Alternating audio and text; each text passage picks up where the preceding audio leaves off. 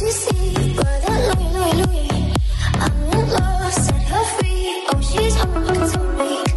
les potes, ciao tout le monde, c'est Sisma, j'espère que vous allez bien. On se retrouve aujourd'hui pour une nouvelle vidéo. Dans cette vidéo les gars, on va commencer avec le bilan de la saison. Donc on va parler de ce qui était bien, ce qui n'était moins bien, collectivement comme individuellement. Donc ça on va y revenir dès le début de la vidéo. On continuera avec énormément de mercato parce qu'il y a beaucoup de rumeurs qui sont tombées, quelques officialisations. Donc ça on y viendra aussi. Et on finira avec deux petites stats qui font toujours plaisir en fin de vidéo, qui me détendent un peu l'ambiance parce qu'elle sera assez tendue, surtout dans le bilan de la saison. C'est parti les gars pour la vidéo. C'est parti, on commence donc avec le bilan de la saison. On va commencer par les points, parce qu'il y en a vraiment beaucoup négatifs. Et d'abord les points négatifs collectifs. Alors on va commencer, on va aller à la défense centrale. Alors pendant la première partie de saison, donc sous l'ère Peter Bosz, la défense centrale était très friable, très fragile. C'était une passoire, on va dire les termes. On a pris du temps à la former avec peut-être Diomande Lukeba en début de saison. Après on a vu Thiago Mendes qui a été redescendu dans l'axe, à côté de Lukeba qui faisait comme il pouvait. C'était vraiment compliqué. On a pris beaucoup de buts. Cette saison au total on a pris 47 buts, ce qui est un peu trop pour jouer quand même le haut du classement, donc ça fait un peu chier. Donc on a vraiment galéré à se mettre en place défensivement, à trouver des animations défensives qui faisaient plaisir à voir, qui nous permettaient donc de réduire le nombre de buts qu'on a pris, malgré Anthony Lopez qui, on y reviendra après, a fait une très grosse saison. C'était très dur, Diomande qui s'était longuement blessé. On a vu ça aussi, on a vu Thiago Mendes qui fait l'intérimaire, comme je l'ai dit il y a quelques secondes, c'était moyen. Ça aussi parce que quand t'es pas défenseur central de base, jouer défenseur central pendant la moitié d'une saison, c'est assez compliqué. En plus, pour faire l'intérimaire, c'est très dur, sachant que tu veux jouer plus haut sur le terrain et que le coach ne veut pas. Donc ça, c'était assez dur, parce que si au niveau du mercato d'été, on n'a pas recruté un défenseur central assez correct pour suppléer donc soit Boateng, soit Diomande, parce que Boateng, on va en revenir aussi dans quelques secondes, ça a été très compliqué pour lui. Donc défensivement, on n'en a jamais fait assez jusqu'au mercato d'hiver, ça on y reviendra dans les points positifs quand même. Donc ça fait un peu chier, mais on a pris énormément de buts dans la première partie de saison, ce qui a fait donc que ça a été compliqué sous l'ère Peter Bosz, parce que l'ère Peter Bosz est aussi un point négatif qu'on y reviendra aussi après, qu'on va développer. Donc ça fait un peu chier, mais on y reviendra dans quelques secondes. Ensuite, le milieu de terrain, qui, encore une fois, pendant les 2 tiers de la saison, voire même les 3 quarts de la saison, ça a été assez fragile, on va dire. Il nous a manqué le gros 6 que voulait Laurent Blanc cet été, qui était balèze, qui pouvait jouer seul en récupérateur, seul en sentinelle, qui allait avoir un gros physique, qui allait récupérer énormément de ballons, et jouer avec 2-8 devant, ou avec un 10, ou nos ailiers, ou même faire un tour. Enfin bref, il nous fallait un mec qui récupère énormément de ballons à 6. On l'a pas eu. Du coup, on a pris très longtemps à chercher le milieu de terrain. Thiago Mendes Cacré, Thiago Mendes Le Penant, Cacré Le Penant, Cacré Tolisso, Tolisso Le Penant. Et ça, je vous parle que des 8, sachant qu'il y avait un 10 qui était Ryan Cherki, qui s'est développé en deuxième partie de saison surtout. Mais après, quand il n'était pas là aussi, il fallait trouver qui serait le 10, ou Samawar. Pourquoi mettre Oussema-Aouar en 10 alors qu'il pouvait jouer en 8 et que le 10 n'est vraiment pas son poste son poste préféré, quoi. Il est moins bon en 10 qu'en 8, ça c'est sûr et certain, et Oussema Aouar, on va revenir après. Donc prendre tant de temps à chercher un milieu de terrain, évidemment, ça favorise pas la création d'automatisme. Donc les joueurs n'ont pas joué assez en match, donc ne se connaissent pas comment ils vont jouer, comment ils vont prendre les espaces, comment se placer sur le terrain, parce qu'ils sont pas habitués à jouer avec les gens qui sont autour d'eux. Donc ça c'est pas facile. Puis on n'avait pas le profil de 6, d'un gros 6 qui allait récupérer les balles, donc on perdait aussi beaucoup de balles au milieu de terrain, et évidemment que ça a été très difficile de se projeter quand on les avait les balles, parce que encore une fois les automatismes n'étaient pas en place, et que notre 6 qui était récupérateur de balles n'a jamais été là, donc les ballons n'étaient que très rarement récupérés au milieu de terrain, donc ça on y reviendra aussi après en parlant des individualités. Et enfin la dernière case négative sur le point collectif, on va dire, avant de parler de l'échec Peter Bosz, on va dire, c'est Lacazette, la dépendance à Lacazette. On a été trop dépendant d'Alexandre Lacazette. On l'a vu, il s'est blessé en mois de février, si je dis pas de conneries. Donc il a été blessé pendant 1 mois, et là, bizarrement, on a mis extrêmement moins de buts. Ça a été vraiment très compliqué. Quand on voit que Barcola, qui a joué la moitié d'une saison, est le deuxième meilleur buteur de l'Olympique Lyonnais cette saison, alors qu'il doit être à 9 buts, alors que Lacazette nous a fait une saison à 27 buts en Ligue 1, et on compte pas la Coupe de France. Donc sinon je crois que c'est 31 buts, si je dis pas de conneries ça doit être ça, ouais. Du coup, bah, ça montre encore une fois qu'on a été trop dépendant à Alexandre Lacazette, que s'il n'était pas là, c'était fini. On l'a vu au mois de février. Et du coup, on n'a pas pu compter sur d'autres attaquants. Et ça a été assez dur. Toko Ekambi, oh là là. On va en parler dans les points négatifs vite fait parce que ne nous concerne plus, mais bon, c'est quand même toujours important d'aborder ce genre de joueurs-là. Donc ça a été très compliqué de dépendre trop à Lacazette et que nos ailiers, que nos 10 ne marquent pas assez de buts. Ce qui fait qu'on a marqué que 69 buts cette saison, ce qui est aussi trop peu pour prétendre à une place européenne ou à une place un peu plus haute sur le classement, quoi. Donc l'échec Peter Bosz maintenant. Les 10 premiers matchs de Peter Bosz, 4 victoires, 4 défaites, 2 matchs nuls. C'est déjà trop parce qu'il y a des saisons, on a fait 4 défaites sur la saison et on a fini deuxième. Donc quand tu dis qu'en 10 matchs, tu n'as fait que 4 défaites et qu'il te reste encore 28 journées à jouer, là tu te dis que la saison va être longue. Peter Bosz, ça a été très compliqué pour lui.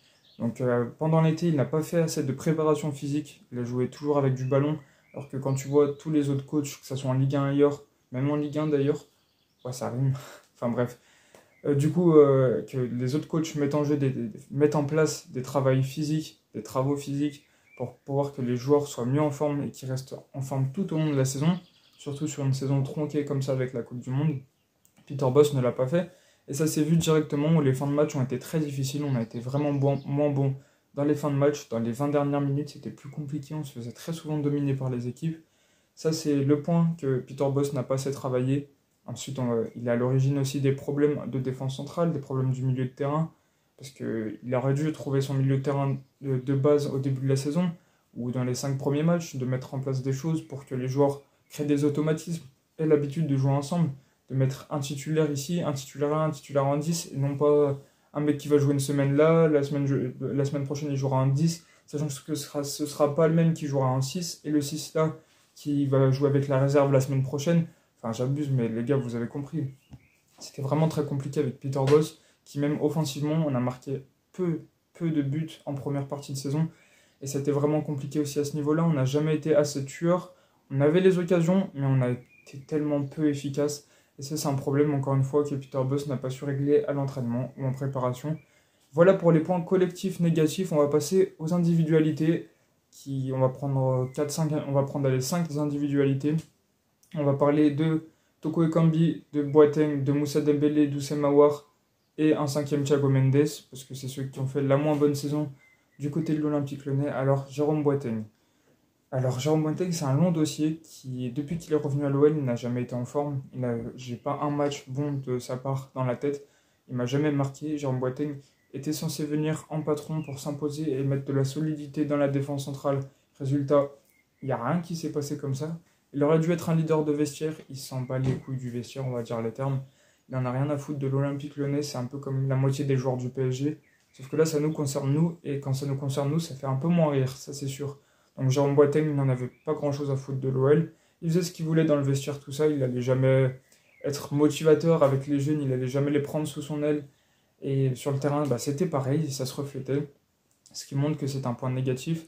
Et heureusement, son départ a été officialisé, on y revient dans le mercato. Alors, deuxième point négatif, donc on va monter un peu, on va aller au milieu de terrain, Thiago Mendes. Alors, Thiago Mendes, ça a été aussi très compliqué pour lui. Après, il a joué une moitié de saison défenseur central, l'autre moitié en train de cirer le banc ou être au milieu de terrain, parce que même Laurent Blanc n'a pas trouvé son milieu de terrain. Donc ça a été compliqué aussi à ce niveau-là, Thiago Mendes qui ne savait pas vraiment où se placer, où jouer. Et en termes de qualité, ça a été un peu compliqué pour lui. Et aussi, il n'a pas créé des automatismes avec les joueurs, comme on l'a dit. Pour le milieu de terrain, c'était compliqué pour tout le monde. Mais Thiago Mendes a vraiment fait une mauvaise saison. Et on espère donc qu'il va partir cet été. On continue au milieu de terrain. Oussem Aouar. Oussem Aouar qui, d'année en année, diminue d'envie de jouer à Lyon, de qualité, de caractère. Et ça, c'est parce qu'il voulait partir il y a 3 saisons, comme il l'a dit dans une lettre ouverte. Qui nous a quand même un peu marqué pour son départ, qu'on reviendra aussi un peu après. Donc Oussem Aouar, ça a été dur pour lui parce que manque d'envie, manque de caractère. Tu peux pas jouer au foot comme l'a fait Jérôme Boateng. Pourtant, il a les qualités et peut-être qu'il va se relancer dans la suite de sa carrière, je l'espère pour lui. Mais en tout cas, à ce niveau-là, ça n'a pas été bon. Toko Ekambi maintenant. Toko Ekambi qui était en froid avec les supporters lyonnais après avoir fait un chute. Donc ça, vous le savez, c'est intolérable pour les supporters qu'un joueur leur fasse chute, surtout un joueur de leur équipe. Ça, c'est clair et net. Mais bon, il y a eu des insultes racistes, donc ça, on comprend que Toko Ekambi fasse le chute et ces insultes racistes sont intolérables dans les stades comme ailleurs. Et ça, il aurait fallu sanctionner le plus vite possible pour éviter que ça se reproduise. Et Karl Toko Ekambi n'a pas réagi comme il a dû, mais la faute, c'est l'original, le début de sa faute, c'est pas de sa part, enfin c'est pas de sa faute à lui, je sais pas si vous m'avez compris. En gros, c'est pas lui qui a cherché, il a juste répondu en faisant chute, même si répondre c'est pas la meilleure des manières dans ce genre comment ça s'appelle, dans ce genre de choses. Et du coup, ça fait qu'il a été en froid avec les supporters, et au terrain, et sur le terrain, avant même qu'il soit en froid, il était inexistant, un peu comme Tété. Il avait fait quelques gros matchs et après ça a été très compliqué pour lui, on n'a plus vu grand chose. Ça a été aussi une sacrée défaite cette saison. On finit avec Moussa Dembélé, les points négatifs. Moussa Dembélé qui avait fait une deuxième grosse partie de saison la saison passée, et là il a complètement disparu avec l'arrivée d'Alexandre Lacazette. Il a perdu son statut de titulaire. Il a dû le voir comme ça, il a dû voir que l'enfant du club revient, ça va être compliqué pour moi, et il avait raison. Et pareil, au fur et à mesure de l'année, il a su qu'il n'allait pas prolonger cet été. Et donc, encore une fois, comme Aouar, comme Boateng, comme Toko Ekambi, comme Thiago Mendes, pas d'envie, pas de caractère. Et donc, j'ai pas envie de jouer, j'ai la flemme, donc je joue mal. Et parce que si t'as pas envie de jouer, tu vas mal jouer, c'est automatique en fait. Ça a été le problème encore cette saison, puis il n'a pas été en confiance devant la cage parce qu'il a fait une mauvaise saison et c'est un cercle vicieux. Moins t'as d'envie, moins t'as de caractère, moins pendant tes performances tu vas être bon, moins t'auras de confiance. Et pour un buteur, moins tu seras efficace. C'est le problème de Moussa Dembélé, mais heureusement tous ces joueurs s'en vont. Enfin, Thiago Mendes, ça reste à voir, mais on l'espère en tout cas, donc ça on y reviendra plus tard.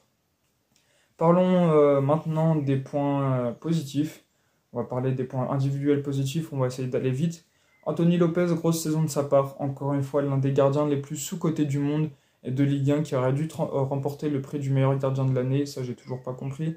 Anthony Lopez très solide qui nous a sauvé énormément de points, je vous dis pas où on en serait si on avait un autre gardien un peu moins bon, parce que Anthony Lopez c'est quand même une perle rare qui nous a beaucoup sauvés, et franchement il mérite vraiment plus que l'Olympique Lyonnais, il mérite d'aller dans un grand club, mais il a la foi d'être à Lyon et il a dit qu'il adorait ce club, et pourquoi pas rester toute sa carrière à Lyon, on l'espère. Du coup Anthony Lopez, grosse saison, GG à lui. Loukeba, saison un peu plus compliquée que j'allais dire que la semaine dernière, mais que la saison dernière. C'est normal, la saison pour confirmer est souvent, et même toujours plus dure que la saison où on éclot. Ça n'a pas été facile pour lui, parce qu'il n'a pas été vraiment épaulé en première partie de saison avec Diomande ou Boateng ou Thiago Mendes. Ça a été assez dur pour lui, mais il a su essayer de remonter la barre et ça a été quand même assez positif pour lui. D'ailleurs, il serait sur le mercato et on espère le conserver. Donc on espère qu'on va pouvoir garder des joueurs comme lui, comme Saïd Koumbedi qu'on va parler maintenant. Saïd Koumbedi, 17 ans quand on l'a recruté, il en a aujourd'hui 18. Enfin aujourd'hui non, mais il a 18 ans actuellement. Grosse saison encore de sa part, sa première saison en Ligue 1. Après le Havre, il avait été élu joueur du match pour le premier match de sa... Non, ça c'était Le Penant, je confonds. Enfin bref, toujours de l'agressivité, Saïd Koumbedi, il a jamais eu peur d'aller au duel. Il a toujours été là, présent pour suppléer Malo Gusto. Toujours avec de l'envie, de l'agressivité, ça montre qu'il a des qualités dans le caractère et aussi sur le terrain techniquement, parce que techniquement, il nous a montré qu'il était agile avec ses pieds, qu'il sait faire des choses, des beaux centres, qui sait aller suppléer l'attaquant, qui s'est débordé sur le côté, qui s'est dédoublé. Enfin, c'est vraiment un bon joueur qu'il faut conserver et qu'on fasse mûrir un peu pour avoir l'un des meilleurs latérales de Ligue 1. Il en a le potentiel en tout cas. On va parler de Cacré. Cacré, petite saison en dents de scie. On a vu des bons moments, des moins bons moments. Après une saison incroyable, Maxence Cacré qui a été un peu plus en difficulté cette saison. Et encore une fois, la faute, c'est pas forcément de lui parce qu'il a les qualités et le caractère, mais c'est au milieu de terrain et au coach. Comme je l'ai dit, pas d'automatisme, pas de créer un milieu. Ils n'ont pas créé un milieu fixe, donc ça a été assez compliqué pour lui de changer de partenaire tous les week-ends. Donc ce qui montre aussi que ça a été assez dur. Et donc on peut excuser sa saison en dents de scie. Alors je vais aussi parler de Lovren qui est venu en milieu de saison. Donc ça fait plaisir. Il nous a réglé un manque qu'on devait régler simplement parce que Lovren, on avait besoin d'un taulier en défense pour épauler Loukeba. Donc ce qu'on voulait avec Boateng, sauf que Boateng ça n'a pas marché, mais Lovren il nous a montré que c'était le patron de la défense, qu'il a la arme de gagner des matchs, qu'il a le caractère pour être là, pour porter le blason lyonnais, qu'il a envie de porter ce blason. Donc ça fait plaisir et Lovren nous a montré encore une fois une très grosse saison, alors qu'il est quand même plus sur la pente descendante de sa carrière que la pente ascendante. Donc ce qui veut dire qu'il commence à être assez âgé, mais il nous a montré de belles choses malgré sa blessure en fin de saison. On continue. Lacazette, mais quel retour de Lacazette, 31 buts, oh là là là là, toute compétition confondue, donc Alexandre Lacazette qui a été tueur devant la cage, malgré un peu moins bon en début de saison, il était quand même très bon, et là il était exceptionnel. Je comprends pas pourquoi il n'a pas été nommé dans les 5 meilleurs joueurs de Ligue 1, c'est invraisemblable, je comprends pas, enfin bref, du coup, ça montre qu'il a fait une grosse saison par les stats, tout simplement, c'est l'un des meilleurs buteurs d'Europe. Je crois que c'est le troisième meilleur buteur d'Europe derrière Mbappé et Haaland, et juste derrière Messi, si je dis pas de conneries. Non, juste devant Messi. Non, ça c'est en termes de décisivité, donc but plus passe décisif. Donc là, il est derrière Messi, mais sinon, non, ou à égalité ou même devant. Enfin, j'irai plus tard dans la vidéo, je crois que j'ai les stats, on en reparlera. Donc Alexandre Lacazette, très grosse saison et son retour fait du bien. Bradley Barcola et Ryan Cherki, on va les mettre ensemble, même si Barcola c'est au-dessus de Cherki, ça j'ai pas peur de le répéter. Cherki a éclos cette saison, il nous a montré encore une fois ses qualités, sauf que dans son jeu il doit mûrir parce que c'est pas assez bon et pour le moment il n'a pas le caractère qu'il faut, l'envie qu'il faut et les qualités dans la tête pour être un bon joueur de Ligue 1. Il faut qu'il ait plus de vision de jeu, plus d'intelligence de jeu et qu'il comprenne que le foot c'est sur 90 minutes parce qu'il est très irrégulier lors du même match, Ryan Cherki. Alors que Bradley Barcola, qui nous a marqué beaucoup de buts, beaucoup de passes décisives sur une demi-saison, qui voulait partir cet hiver en prêt, et bah franchement, il nous a montré de très grosses choses, de très gros talents dans les pieds, dans la tête. Toujours envie, toujours de l'agressivité, du professionnalisme, Bradley Barcola. Donc on le félicite. Du coup, voilà pour cela. Alors en point collectif positif, il n'y a pas grand-chose, les gars, c'est assez triste à ce niveau-là. Enfin, c'est assez compliqué, on n'a pas vu de gros schémas, de gros plan offensif, plan défensif, fait par Laurent Blanc, fait par Peter Bosz, qui sont avérés une réussite. C'était assez compliqué, on l'a vu lors de quelques matchs, mais pas assez pour en faire un point collectif majeur. Donc je pense que c'est ce qui a pêché, on n'a pas eu assez un collectif fort, uni ensemble, 11 joueurs, enfin 15-16 joueurs, qui savent qu'ils vont jouer ensemble les week-ends, qui ont envie de tous d'être là, qui sont tous concernés par le projet, qui veulent amener Lyon là où il devrait être. Et ça a pêché, je pense, beaucoup. Donc ça, voilà pour ça et pour le bilan de la Ligue 1. Donc voilà, dites-moi si j'ai oublié des choses en commentaire, vous pouvez en parler, je répondrai avec plaisir à ces commentaires. On va passer au mercato, les gars. On continue avec le mercato, on va parler des départs qui ont été officialisés et qu'on va pas s'étendre longtemps dessus parce que tant mieux qu'ils partent. Jérôme Boateng, Moussa Dembélé, Oussem Aouar, c'est ciao, les gars. Donc ça fait plaisir, ils sont arrivés à l'expiration de leur contrat, donc ils s'en vont. Aouar qui devrait signer à la Roma, donc ces joueurs partent. Et Aouar donc devrait aller en Serie A. Ça fait plaisir pour Aouar qui devrait se relancer, je l'espère pour lui parce que c'est quand même un enfant du cru lyonnais, même si ça a été très compliqué ces dernières saisons parce qu'il voulait partir avant. Les autres joueurs qui nous ont montré des choses, sauf Boateng, genre par exemple Dembélé nous a montré des choses, bah, j'espère aussi qu'il va relancer sa carrière, même si cette saison ça a été très dur. Et bah, Jérôme Boateng, je sais pas s'il va mettre un terme à sa carrière ou s'il va re-signer. Ça m'étonnerait qu'il re-signe, mais bon, voilà pour ses départs, on va pas trop s'élancer à ce niveau-là. Donc on va parler de la suite. Un autre départ officialisé, le défenseur turc qu'on avait été longtemps, enfin qu'on a longtemps dit que c'était un défenseur prometteur. Bah, c'est Senko Skakar qui a signé définitivement à Valence, là où il était prêté. Donc Valence a levé l'option d'achat de 5 millions d'euros de notre joueur. Bon bah tant mieux pour lui parce qu'il n'a jamais vraiment réussi à s'imposer à l'Olympique Lyonnais. Donc il s'est un peu plus imposé à Valence. Il a fait une saison assez correcte, assez bonne, on va dire du côté du club espagnol. Donc on espère pour lui qu'il va avoir une bonne carrière là-bas et qu'il va se révéler en Espagne dans un championnat qui lui plaît. Malgré que l'Olympique Lyonnais, ça n'a pas toujours été ça pour lui. On continue avec les départs, mais qui ne sont pas vraiment un départ de l'Olympique Lyonnais, mais qui est plutôt une non-arrivée, mais un départ de chez lui. Donc il y a Marie Traoré, qui est parti de Rennes, donc le départ de Rennes, qui devait signer à l'Olympique Lyonnais, enfin qu'on a longtemps annoncé à Lyon, que les journalistes qui suivent Lyon ont dit que c'était presque fait. Bah, on s'est fait piner encore une fois. Donc Amari Traoré a signé où? À la Real Sociedad en Espagne, dans un club qui a peut-être un projet sportif moindre que l'Olympique Lyonnais, même si en ce moment on peut comparer les deux clubs, ça c'est sûr. Donc j'ai un peu le seum parce qu'Amari Traoré, ça aurait été une recrue idéale pour suppléer, enfin pour être devant Saël Koumbedji, un mec d'expérience qui n'a jamais été aussi bon qu'actuellement dans sa carrière, 32 ans, Amari Traoré, le Malien, qui fait plaisir, qui en Ligue 1, il régale tout le temps, tous les week-ends. Mais bon, j'ai le seum, encore une fois, on n'est pas bon. Et la semaine prochaine, on reparlera du mercato et on dira qui devrait prendre la place d'Amari Traoré à l'Olympique Lyonnais, qui devrait venir en tant que latéral droit et tout ça. Bon, ça fait un peu chier pour lui, mais bon, c'est le jeu. Et du coup, bah voilà pour ce transfert-là. On va parler maintenant des rumeurs d'arrivée, les gars. Dans le sens des arrivées désormais, avec une arrivée qui est presque officielle, Mahamadou Diawara, qui est un jeune milieu de terrain de 16 ans, donc un 6, du centre de formation du Paris Saint-Germain, devrait signer son premier contrat professionnel à l'Olympique Lyonnais et intégrer le groupe professionnel. Je connais absolument pas le joueur, je suis vraiment pas les équipes jeunes du PSG, loin de là.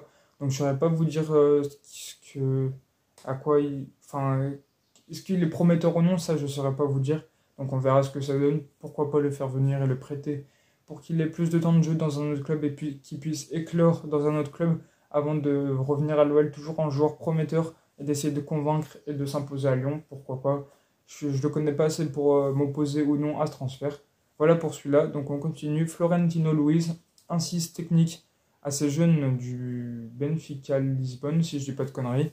Donc c'est un gros joueur qui s'est vraiment imposé cette saison, qui a été l'une des pièces maîtres à jouer du Benfica et sur le départ.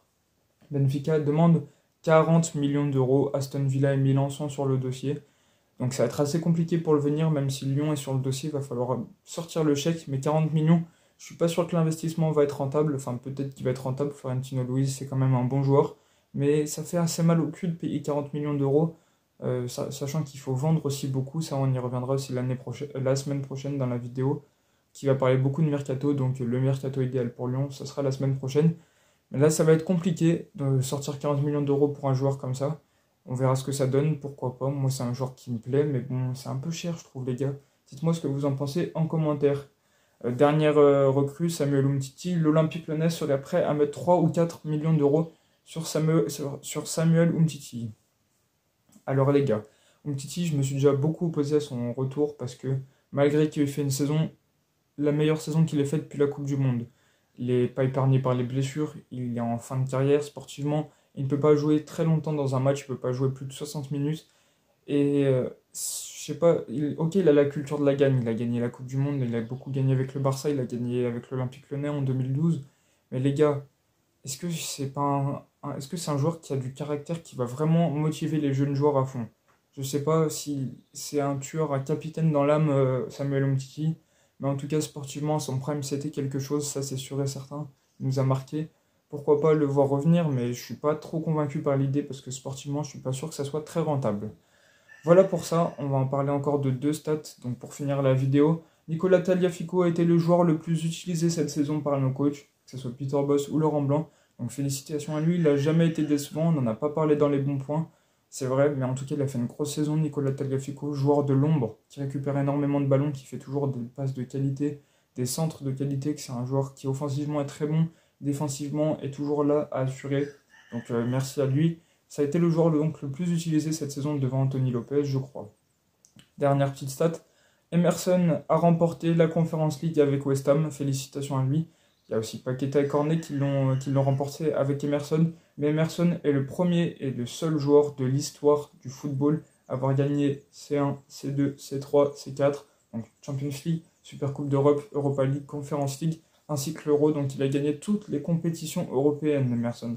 Félicitations à lui. Donc ça montre qu'il a une belle carrière, qu'il a toujours été là où il faut et que félicitations à lui. Je sais pas trop quoi dire. Ça a vraiment été un bon joueur quand il était à Lyon, Emerson. Donc GG à lui.